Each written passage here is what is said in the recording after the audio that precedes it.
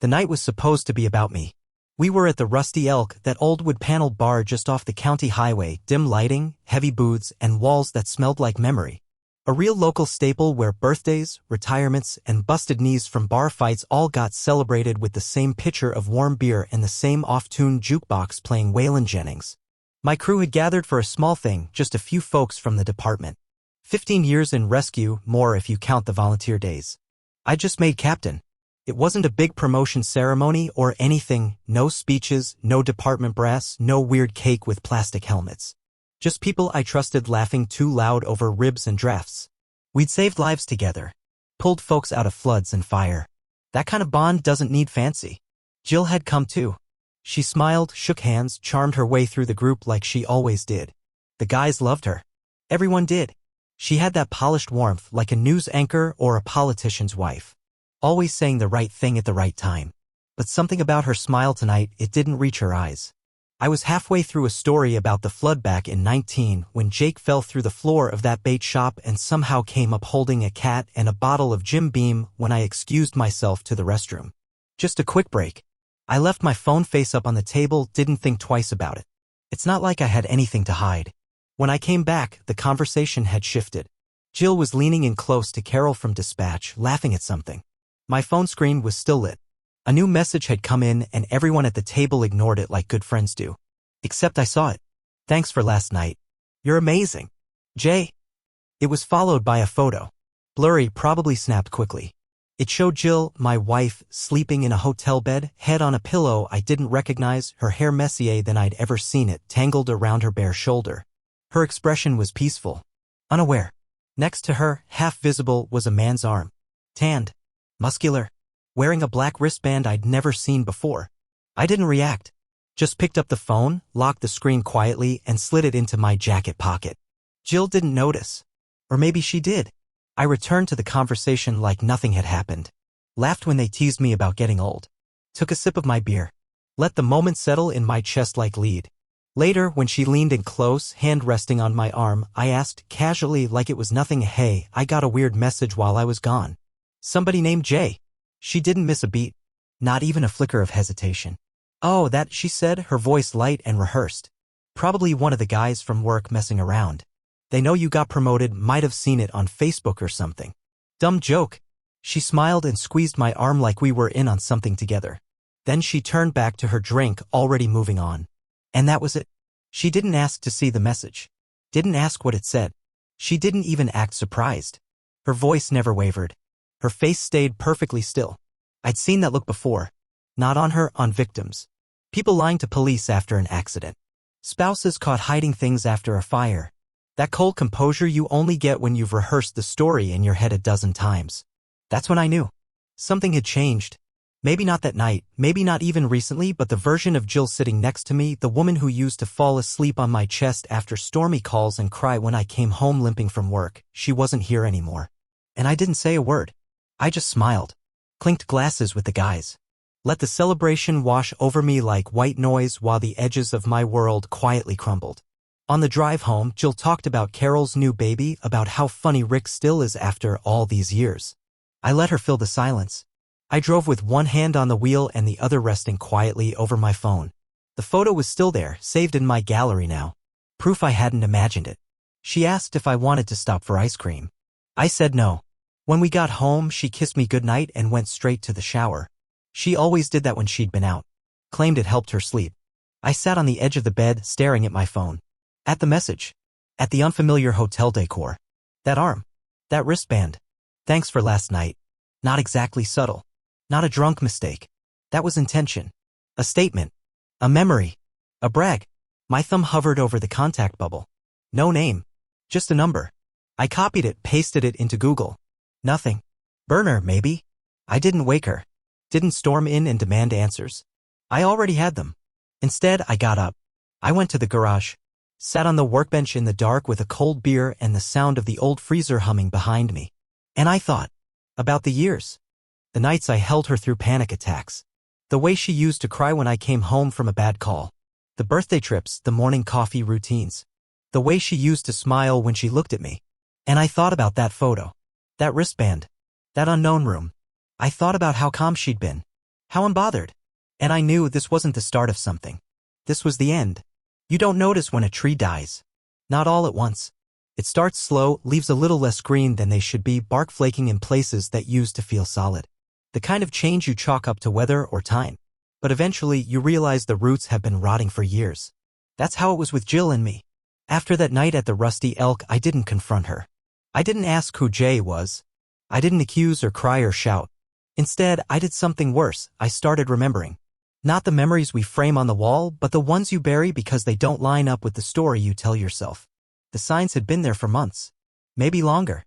It started with the way she touched me like she was checking a box. The affection didn't disappear overnight, it just faded. Hugs turned into brief pats. Kisses landed on cheeks instead of lips. Her voice got softer when she said love you like it was a phrase she was still practicing. And the scent. God, the scent. Jill had always worn this light floral perfume, something subtle, soft. I loved it. It was the kind of smell that lingered on pillows and made me feel like she was still beside me even when she wasn't. But one day, maybe 6 months back, she changed it. Switched to something sharper. Strong. Spicy. The kind of scent that fills an elevator before the doors even close. I asked her once, jokingly, if she was trying to scare off mosquitoes. She laughed, said her coworker recommended it.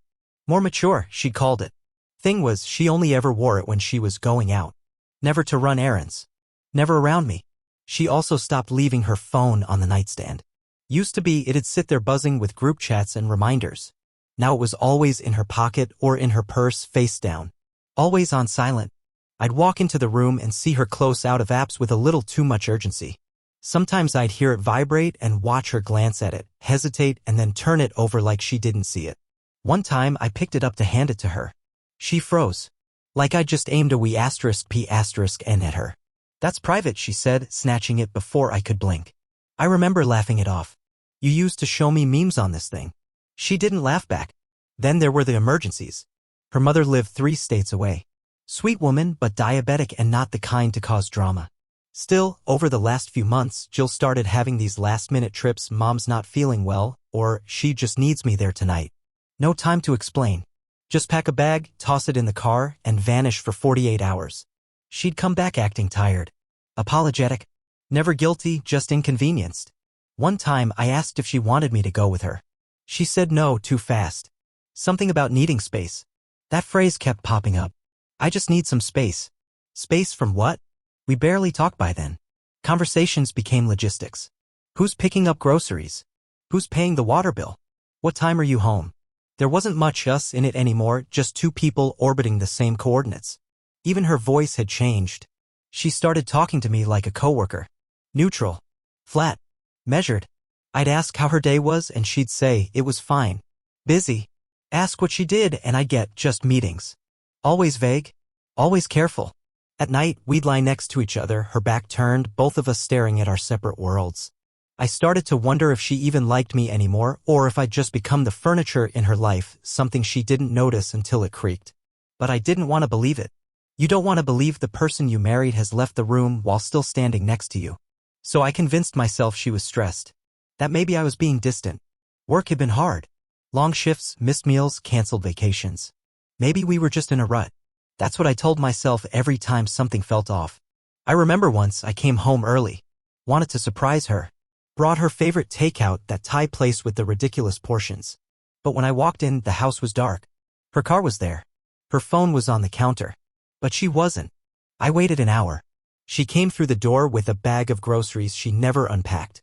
I asked her where she'd been. She said Target. Then paused, corrected herself. Sorry, no, I stopped at the pharmacy too. That pause stuck with me. Like she'd rehearsed one story and slipped. I asked her what she needed from the pharmacy. She said just stuff. Stuff became her favorite answer. Eventually, I stopped asking. Because every time I did, I got less of her. Less eye contact. Less truth. Less warmth. It felt like trying to talk to a mirror in a foggy bathroom. Something was there, but no matter how much I wiped, I couldn't see it. One morning, I watched her put on that sharp perfume again.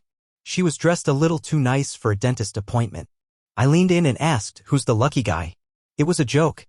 She didn't laugh. Just said, funny, and walked out the door. I stood there in the kitchen holding a half-toasted bagel and realizing I didn't recognize the woman I'd spent a decade building a life with. But the scariest part wasn't that she was changing. It was that I had stopped noticing when it began. When did we stop making each other laugh? When did she stop calling me babe? When did I stop noticing the way she touched her ring when she was nervous? I used to know everything about her. Her favorite kind of pasta. The song she played when she cleaned.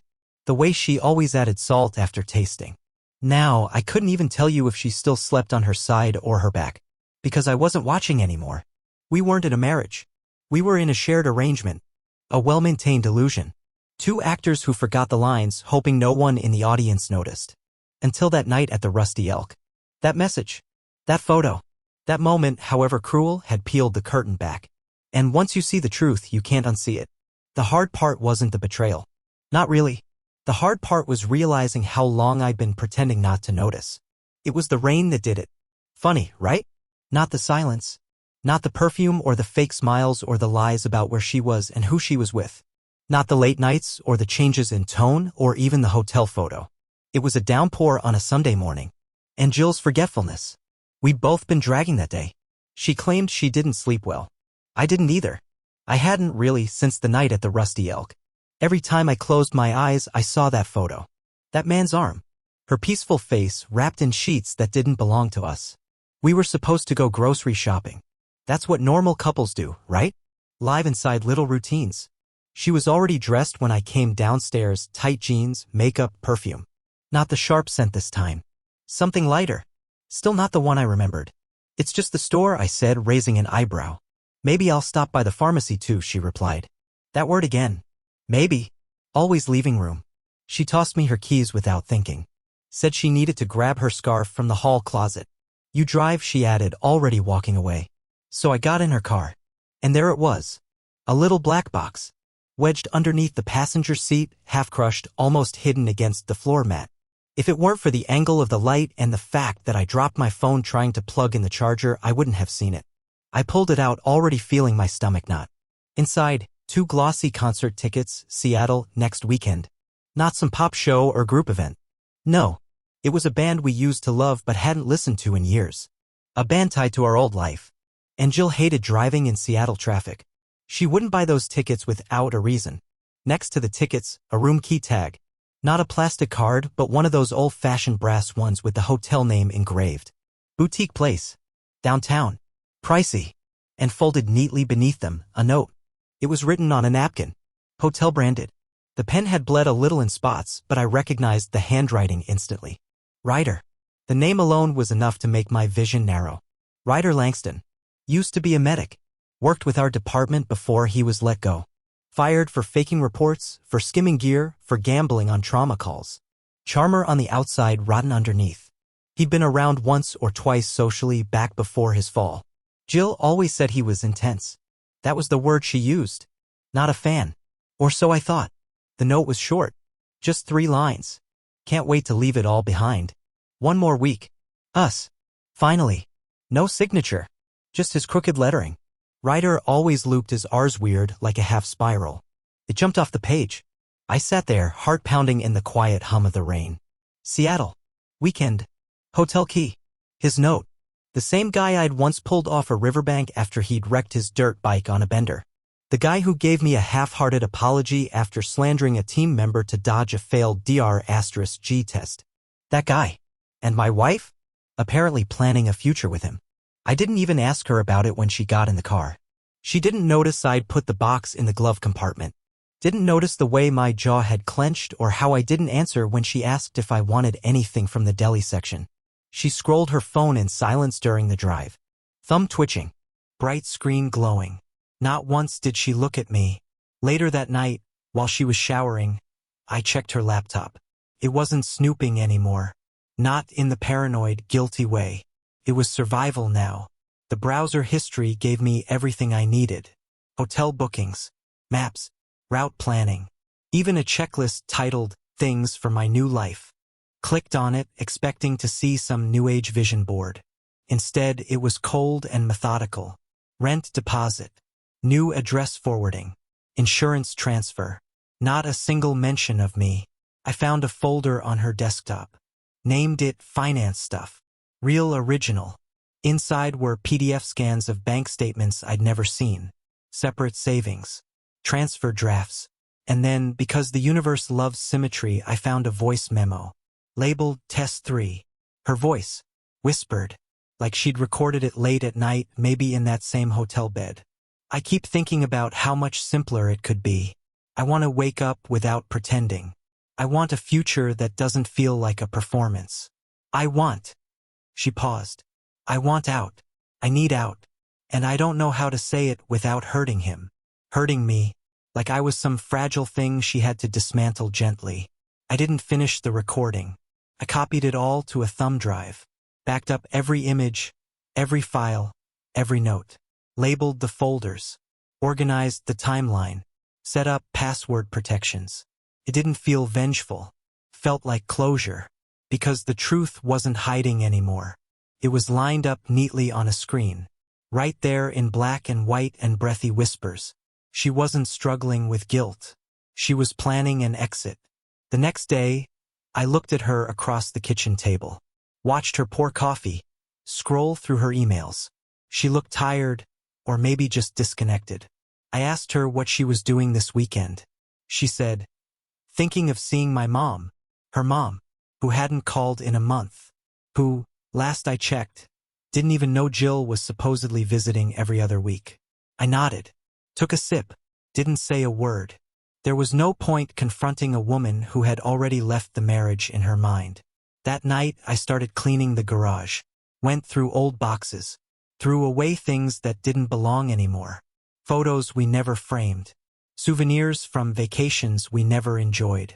I put our wedding album on a shelf behind the paint cans. Didn't burn it. Didn't throw it out. But I made space. Jill came in and asked what I was doing. I told her I just felt like organizing. Getting rid of clutter. She nodded slowly. Feels good to have things in order, she said, then walked away. And I stood there, hand on the USB drive in my pocket, thinking, yeah, it does. It happened on a Tuesday. Tuesdays had become neutral ground, no arguments, no fake small talk. Just routines. We made them feel safe. Tuesday meant takeout and early bedtimes. But this one was different from the start. Jill was oddly quiet all morning. Not distant, controlled. Like someone rehearsing a speech in her head. I caught her standing in the hallway at one point, staring at her reflection with a strange stillness. Like she was trying to memorize the face of someone who had already left. That evening, we had Skylar over for dinner. Our daughter, 22, finishing up college.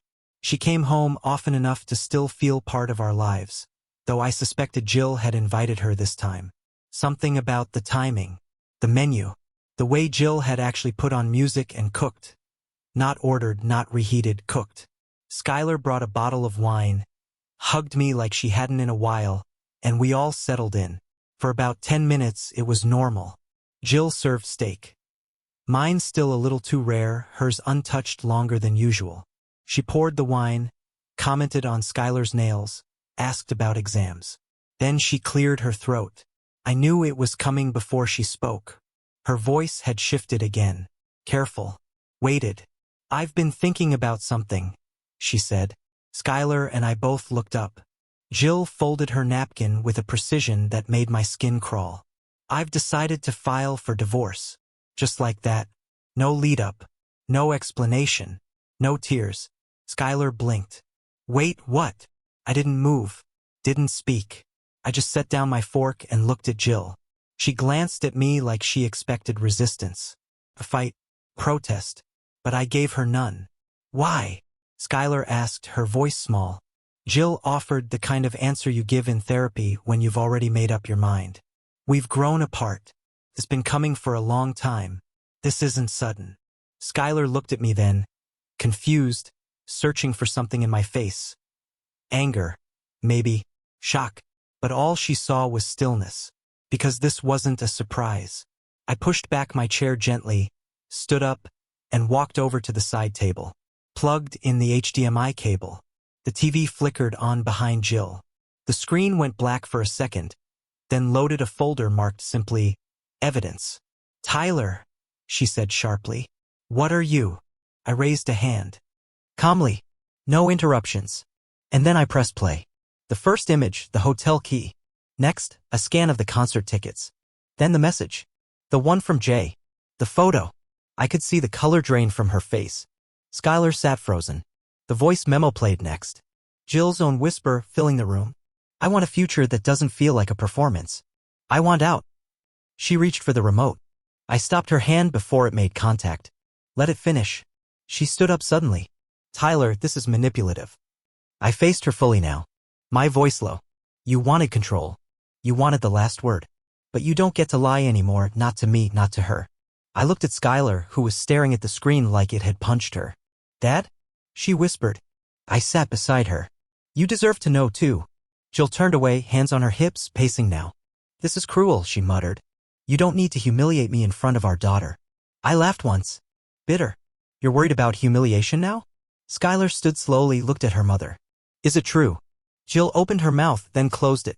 That said everything. Skylar nodded to herself. Then she walked over to me, rested a hand on my shoulder, and didn't say another word. It was quiet for a long time after that. The presentation ended. The screen faded to black. Jill stood by the sink, unmoving. The light from the kitchen pendant cast her shadow long and sharp. I didn't mean for it to get this far, she said finally. I was going to tell you. I didn't want it to end like this. I stood. You ended it months ago, Jill. You just didn't have the courage to admit it. She turned then, tears finally in her eyes. But they weren't the kind that come from regret. They were the kind people shed when their narrative slips away. You planned this, she said. You set me up. I shook my head.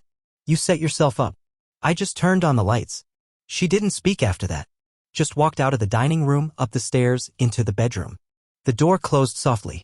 Not a slam, just resignation. Skylar sat back down, eyes still fixed on the dark TV screen. I didn't know, she said. I swear, I didn't know. I took her hand. I know. She leaned against me. Are you okay? I nodded. Not because I was, but because I would be. That night, I slept in the guest room. Not because she asked. Because I wanted space for the first time for myself. Jill didn't leave the bedroom. No apology. No second thoughts. Just silence. The next morning, I made coffee, checked emails, answered a message from the department about my upcoming schedule. Life continuing. She came downstairs briefly. We didn't speak. She didn't look at me. Just grabbed her keys and left. Probably to call someone. Maybe him. I didn't care. That afternoon, I contacted my attorney. Sent her the files. Set a meeting. I wasn't going to wait for Jill to file. She could keep the performance. I'd take the truth. A few days later, she texted me. I'll be gone for a few days. Need time to think. Don't worry about me. I didn't answer. Because I wasn't worried. I wasn't angry either. I was done. And that felt peaceful. She was gone before sunrise. No note. No conversation. Just the low rumble of her car pulling out of the driveway and the soft click of the door behind her. I watched from the upstairs window, a mug of coffee in my hand, the air still and cold against the glass. Her absence didn't feel dramatic. It felt overdue. 2 hours later, my phone buzzed with a notification from the bank. A withdrawal. Just over $8,000 pulled from our joint savings. The description said, wire transfer, Provo, Utah. Utah. Of all places. We'd never been there. Never talked about it. But the second I read the word, something clicked. Ryder had family out that way, his sister, I think. Used to brag about the land, the solitude, the clean air. Good place to start over, he'd once told me back when I still believed he was worth trusting. I didn't text Jill. Didn't call. Didn't ask when or if she planned to come back. She wasn't coming back. And that was fine by me. The house felt different by noon. Not in a sad, echoing kind of way. More like when you finally open the windows after a long winter and let the air change. The stillness wasn't empty. It was clean. Earned. I walked the halls and noticed how much of her was already gone. The medicine cabinet had gaps. The coat rack by the door had only my jackets. Even the framed pictures on the wall felt dull, as if they'd already resigned themselves to the landfill. I left most of it where it was for now. But in the bedroom, I stripped the bed completely. New sheets, fresh pillowcases. I opened the windows wide, let the wind carry out whatever memories had settled in the corners. That night, I made dinner for myself. Nothing fancy, just grilled cheese and a can of soup. But it tasted better than anything I'd eaten in weeks. No tension. No pretending. No tightrope to walk. I sat on the porch afterward, wrapped in an old blanket, watching the trees sway under a soft breeze. For the first time in a long time, I felt something like peace. That's when I met Lauren. Not that night, but not long after. Started, of all places, at the pharmacy. I'd gone in to refill a prescription, still adjusting to the solo rhythm of everyday life. There was a line at the counter, and I found myself browsing the seasonal aisle, K*ling time. I was looking at allergy meds when someone beside me let out a frustrated sigh. "Can you believe these prices?" the woman muttered, half to herself. I looked over. She was holding a box of nasal spray and squinting at the label like it owed her money. Early 30s, maybe, hair pulled into a quick bun. No makeup. Tired eyes, but not the kind from lack of sleep, the kind from living too hard, too fast, for too long. I laughed. Better off just sneezing and apologizing to everyone. She cracked a smile. Tempting. We talked for maybe a minute. 2 tops. Just enough to feel human. I didn't learn her name until the second time we crossed paths, this time at the local hardware store. She was arguing with an employee about paint swatches. I stepped in, made a joke, got her to laugh again. She recognized me. "Pharmacy guy," she said. "Paint lady," I replied. Her name was Lauren Langston. Yeah. That Langston. Ryder's sister. The universe has a sick sense of humor. I'll give it that. When she told me, I think she expected a reaction. Some flash of judgment or warning. But I just nodded. "I know who your brother is," I said. She tilted her head, studied me for a second. "And you're not running for the exit?" "Should I be?" She smirked. "Only if you're smart." We didn't talk about Ryder after that. At least not at first. Our connection was quiet, slow, organic. A few more random run-ins turned into coffee. Coffee turned into longer conversations in the parking lot. Eventually, she asked if I needed help with a project I mentioned, building a new deck out back. I said yes. Honestly, I just wanted the company. Turns out she was handy. Grew up fixing things with her dad before he passed. Said she liked projects with clear steps and visible results. "People are messy," she said once. "But a hammer tells the truth." I understood that more than I wanted to admit. Lauren wasn't like her brother. Not even close. Where Ryder was always all charm and deflection, Lauren was grounded, blunt. She didn't pretend to know what to say when I talked about Jill. But she didn't change the subject either. She listened. Sometimes that's enough. Skylar met her about a month after the divorce was filed. I didn't plan it, just happened. She stopped by while Lauren and I were working outside. They talked for 10 minutes, maybe 15. Later that night, Skylar texted me, "I like her. She's real." Real. That's the word that stuck. Jill had become a character in her own life. A performance built on timing and control. But Lauren? She showed up with dirt under her nails and laughed with her whole chest. She didn't try to be anything other than exactly who she was. And slowly, quietly, the house began to change. Not because Lauren moved in. She didn't. Not yet, anyway. But she filled the space in a way that made it feel less hollow. Plants started appearing in the kitchen. New mugs in the cabinet. A chipped ashtray on the porch she claimed was just in case. There was music again. Nothing romantic. Just playlists we built together while we worked. 70s rock. Some outlaw country. Even a little blues. It gave the air a rhythm I hadn't heard since before the lies. I still had moments. Ghosts don't leave just because the doors are unlocked. Sometimes I'd catch myself reaching for a second cup out of habit, or folding towels the way Jill liked them. But those moments got quieter. Less sharp. Like echoes in an empty church. Lauren never tried to erase the past. She just made room for the present. And the quiet stopped feeling like grief. Started sounding like peace. Came by mail like something out of a soap opera. A thick, ivory envelope with no return address. Dropped into the box like a final punchline. Inside was an invitation. Jill and Ryder, tying the knot. A vineyard in Utah. Dress code. Formal. Date and time printed in elegant script, followed by a note. "We hope this day marks healing." Healing. I stood there in the kitchen, reading those words in the same spot I once found her whispering about a life without me. I didn't get angry, didn't shout. I just walked to the back deck, held the envelope over the grill, and lit a match. It burned slow, quiet, no smoke alarm, no drama, just ash. Skylar found out a few days later on social media, of course. A tagged photo of Jill in a white dress, barefoot in the grass, laughing like she'd never lied. She showed me the post with a shrug. "You okay?" she asked. "I was okay before this," I said. "This didn't change anything." And that was the truth. There was no more pain, just distance. A few weeks after, Jill messaged me. One long paragraph. Bitterness in every line. She said I humiliated her. Said I poisoned our daughter against her. That I had no right to air our dirty laundry like a court case. I read it twice, then deleted it. No reply. No energy wasted. I spent that afternoon on the deck with Lauren and Skylar, sanding the last railing. Music playing low, the kind of late spring air that makes you feel like the world's been forgiven. I looked around at that little scene, sawdust on our clothes, Skylar laughing at something Lauren said, and I realized something. There were no remnants left. No more old furniture. No more closed doors. No more what-ifs. Life hadn't just resumed. It had begged asterisk again. I found it in the drawer of her old nightstand. I was clearing out the last of her things, leftovers she didn't care enough to take. Junk jewelry, dusty notebooks, expired cosmetics. And at the bottom, a folded sheet of paper. It wasn't addressed. No date. Just her handwriting. Neat. Heavy. Tyler. If you're reading this, I guess I didn't have the courage to say any of it aloud.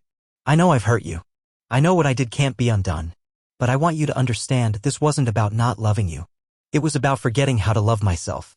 You gave me stability, loyalty, a good life. But somewhere along the way, I got lost. I felt invisible. I let someone else make me feel seen, even if it was temporary, even if it was wrong. You didn't deserve any of it. I thought leaving would make it easier. I thought starting over would fix the broken parts. But most days, I still feel like I'm running. You were the best thing I had, and I didn't know how to hold onto it. I'm sorry, Jill. I refolded. Didn't cry. Didn't feel much, really. Maybe because it was too late. Or maybe because the version of her who wrote that letter had disappeared long before she ever walked out the door. I placed it in a box with the last of her photos. Stored it in the garage. A sealed chapter. Not for revenge. Not for nostalgia. Just to remind myself that closure isn't something someone else gives you. It's something you build.